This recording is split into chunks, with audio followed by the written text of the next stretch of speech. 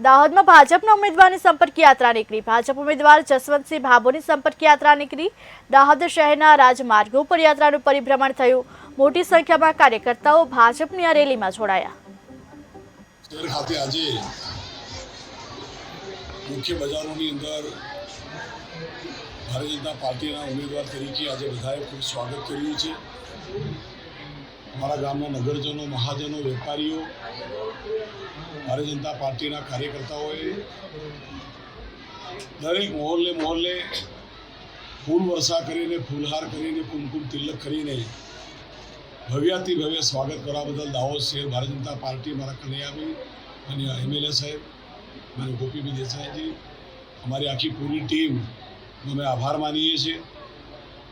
આ ત્રીજી વાર લડવા માટે જ્યારે જઈ રહ્યા છે ત્યારે આટલી ઐતિહાસિક સમર્થન અને લોકોનો એટલો ઉત્સાહ છે કે આટલી મોટી રેલી દાહોદમાં ક્યારેય થઈ નથી।